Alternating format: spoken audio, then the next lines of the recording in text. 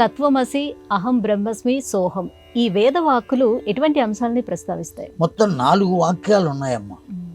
అహం బ్రహ్మాస్మి, తత్వమసి, అయమాత్మా బ్రహ్మ, బ్రహ్మాహమస్మి. 4 మహావాక్యాలు. జగద్గురువులైన శంకరుల వారు ఆమ్నాయ పీఠములు అని 4 దిక్కుల 4 ఏర్పాటు చేశారు. దేని కొరకు అంటే తాను లోకంలో ఏ ధర్మాన్ని ప్రతిపాదించారో ఆ ధర్మాన్ని చెడిపోకుండా జాగ్రత్తగా చూడవలసిన బాధ్యత ఎవరిది అంటే ఈ 4 పీఠాలది. మొత్తం భూమండలం మొత్తాన్ని, భారతదేశం మొత్తాన్ని 4 భాగాలుగా చేస్తే ఒక్కొక్క భాగానికి ఒక్కొక్క ఆమ్నాయ పీఠం. ఆ భాగంలో ఆ ఆమ్నాయ పీఠం యొక్క అధికృతిలో ఉండేటువంటి భాగం అంతటినీ కూడా జాగ్రత్తగా శంకర భగవత్పాదుల వారు ప్రతిపాదించిన ధర్మం చెడిపోకుండా జాగ్రత్తగా చూడవలసిన బాధ్యత ఎవరిది అంటే ఆ పీఠంలో ఉన్నటువంటి వారి. అందువల్లనే వాళ్ళని పీఠ అధిపతులు అని పిలిచారు. పీఠ అధిపతులు. శృంగేరి పీఠం, అట్లాగే బదరీ క్షేత్రం దగ్గర ఉన్న పీఠం, అలాగే పూరి జగన్నాథంలో ఉండేటువంటి పీఠం, ద్వారకలో ఉండేటువంటి పీఠం, ఇట్లా 4 పీఠాలు ఏర్పాటు చేశారు. 4 దిక్కులా ఏర్పాటు చేశారు. ఆ తరువాత అనేకములైనటువంటి ఉపపీఠాలు వచ్చినాయి. ఎవరెవరు వాళ్ళ ధర్మాలను అనుసరించి కొన్ని పీఠాలు వాళ్ళు ఏర్పాటు చేసుకున్నారు. అసలు ప్రారంభంలో మొట్టమొదట పీఠ నిర్మాణానికి ఆలోచనకు వచ్చిన వారు ఎవరయ్యా అంటే జగద్గురువులు శంకర భగవత్పాదుల వారు. కేవలం దేని కొరకు అంటే ధర్మరక్షణ కొరకు, తాను ప్రతిపాదించినటువంటి ధర్మాన్ని జాగ్రత్తగా కాపాడటం కోసం, ఆయా ధర్మాలను కాపాడటం కోసమే ఆయా పీఠాలు వచ్చినాయి. ఆ పీఠాలు ఆ నిర్వహణ చేస్తూ ఉంటాయి. ఆ పీఠ నిర్వహణలో అనేక రకాలైనటువంటి విషయాలు ఉండవచ్చు. వాటిని అనుసరించి అనేక రకాలైనటువంటి త్రోవలలో వాళ్ళు వెళ్ళవచ్చు. వెళ్ళినటువంటి ప్రతి త్రోవ వాళ్ళు వెళ్ళినటువంటిది తప్పు అని చెప్పేటువంటి హక్కు మనకేమీ లేదు. ఎందువల్ల అంటే ఆయా పీఠాధిపతులు వాళ్ళ స్థితిని అనుసరించి ఏ మార్గంలో వెళ్ళాలి అనేది తెలియజేస్తారు. ఆ తెలియచేయటం కోసమే ఈ 4 మహావాక్యాలు ఇచ్చారు. ఈ 4 మహావాక్యాలకు అర్థం ఒక్కటే. అహం బ్రహ్మాస్మి అని ఉన్నది. అహం అంటే నేను, బ్రహ్మను, అస్మి అయ్యున్నాను, నేనే బ్రహ్మను అయ్యున్నాను.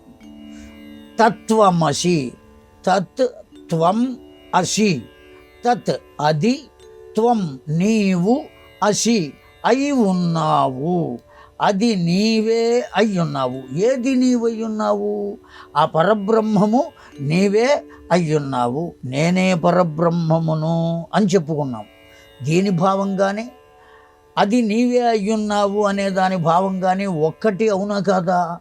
ఆ పరబ్రహ్మమే నీవు, ఆ పరబ్రహ్మమే నేను అని చెబుతున్నది. అహం బ్రహ్మాస్మి, నేను బ్రహ్మను అయ్యున్నాను. బ్రహ్మాహమస్మి, నేనే పరబ్రహ్మమును అయ్యున్నాను. కనుక ఈ 4 వాక్యాలకు అర్థం ఏమిటయ్యా అంటే నేనే పరబ్రహ్మమును. కనుక పరబ్రహ్మము ఎక్కడ ఉన్నాడు? నాలోనే ఉన్నాడు, ఎక్కడో లేడు. ఆ పరబ్రహ్మ ద్వారా నేను ఆనందాన్ని ఎలా పొందాలి అనేటువంటి సాధన మాత్రమే చెయ్యాలి ఈ జీవుడు, మనిషి. మరి ఉద్యోగం సంగతి ఏమిటండి అని అడగవచ్చు. ఈ శరీరాన్ని బ్రతికించాలి కనుక ఉద్యోగం చేయాలి, దానికి కావలసిన ధనాన్ని సంపాదించాలి, చాలా క్లీన్ అబ్జర్వేషన్ చేయాలి మనం. ఈ ఉద్యోగాలు, ఈ లోక వ్యవహారాలు ఇవన్నీ దేనికోసం అంటే కేవలం శరీరాన్ని నిలబెట్టడం కోసం. నువ్వు వస్త్రాన్ని ధరించినా, ఒంటికి అనేక రకాలైన మైపూతలు పూసుకున్నా, ఆభరణాలు వేసుకున్నా, ఏం చేసుకున్నప్పటికీ దేనికోసం అంటే శరీరం కోసమే, నీ కోసం కాదు. నీ కోసం నువ్వు ఏమీ చేసుకోవలసిన పని లేదు. కారణం ఏమంటే నీవు పరబ్రహ్మమై ఉన్నావు, శరీరము వేరు, నీవు వేరు అనేటువంటి తత్వమును తెలియచేయుటయే ఈ అహం బ్రహ్మాస్మి, తత్వమసి, అయమాత్మా బ్రహ్మ, బ్రహ్మాహమస్మి. ఈ 4 వాక్యాలు ఇది. సోహం అంటే కూడా సహ అహం, అతడే నేను. సహ అంటే అతడు, అహం అంటే నేను, అతడే నేను, నేనే అతడు.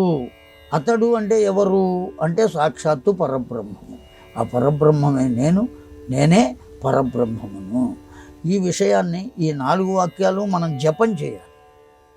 ఎందుకు జపం చేయాలి? చెయ్యగా చెయ్యగా చెయ్యగా చెయ్యగా ఆ స్థితి ఏర్పడుతుంది. ఒక రాయి తీసుకుని ఇంకొక రాతితో రుద్దగా ఆ రాతికి ఉన్నటువంటి గొగ్గులన్నీ పోయి అది ఎలా తయారవుతుంది? నున్నగా తయారవుతుంది, ఓ అందమైన వస్తువుగా తయారవుతుంది. దీన్ని తీసుకువెళ్ళి ఎక్కడైనా ఓ షోకేసులో పెట్టుకుందాం, చూసే వాళ్ళకు బాగుంటుంది అనే స్థితిలో తయారవుతుంది. అలాగా మనం జపం చెయ్యగా చెయ్యగా చెయ్యగా చెయ్యగా చెయ్యగా మనకు కూడా ఆ స్థితి కలిగి తీరుతుంది. అలా తీరుతుంది అని చెప్పడానికి ఉదాహరణగానే గోపికలందరూ చిట్ట చివరిలో కృష్ణ కృష్ణ కృష్ణ కృష్ణ కృష్ణ కృష్ణ కృష్ణ కృష్ణ అని ఆ గోపికలే కృష్ణునిగా మారిపోయిరి అని భాగవతం మనకు చెప్పింది. ఒక అయస్కాంతం ముక్క మీద ఇనప ముక్కను పెట్టి అలా ఉత్తర ధ్రువం దక్షిణ ధ్రువాన్ని కలుపుతూ రుద్దగా ఇనప ముక్కకు అయస్కాంత లక్షణాలు వచ్చినాయి అని సైన్స్ చెబుతున్నది కదా. అలాగా ఇలా అనగా కొంతకాలానికి ఆ స్థితికి జీవుడు, మానవుడు తప్పక చేరుకుంటాడు. అలా చేరుకున్న తర్వాత ఇంకా చేరుకోవలసిన చోటు ఏది ఉండదు. అందుకోసమని ఆ 4 వాక్యాలు ఇచ్చారు. ఆ 4 వాక్యాలకు భావం ఇది: నేనే పరబ్రహ్మమును, నాలోనే ఉన్నాడు పరబ్రహ్మం. నేను ఈ శరీరాన్ని కాదు. ఈ శరీరం కొద్ది రోజులు నేను వేసుకోవడానికి వచ్చిన ఒక వస్త్రము వంటిది. వాసాంశ జీర్ణాన్ని యథావిహాయ నవాని గృహాని నరోపరాణి అని భగవద్గీత మనకు చెప్పింది. చిరిగిపోయిన వస్త్రాన్ని వదిలేసి కొత్త వస్త్రాన్ని ఎలా అయితే మనిషి ధరిస్తాడో, చివికిపోయిన పనికిరాని దేహాన్ని వదిలేసి కొత్త దేహాన్ని జీవుడు పొందుతాడు అని చెప్పారు. కనుక ఈ దేహం నేను కాదు, జీవుణ్ణి నేను. ఆ జీవుణ్ణి నేను ఎటువంటి వాడిని అంటే పరబ్రహ్మముతో సమానమైన వాడిని. ఆ భావన ఎప్పుడైతే కలుగుతుందో అతడు పొందవలసింది లేదు. పరబ్రహ్మగానికి ఏ కోరికలు ఉంటాయండి? ఏవి ఉండవు. కనుక అసలు కోరికలు ఉండవు, పొందవలసింది లేదు, చూడవలసింది లేదు. అంతకన్నా ఆనందమైనటువంటిది ఇంకొకటి లేదు. కనుక ఈ 4 వాక్యాలు మనం పొందవలసినవి.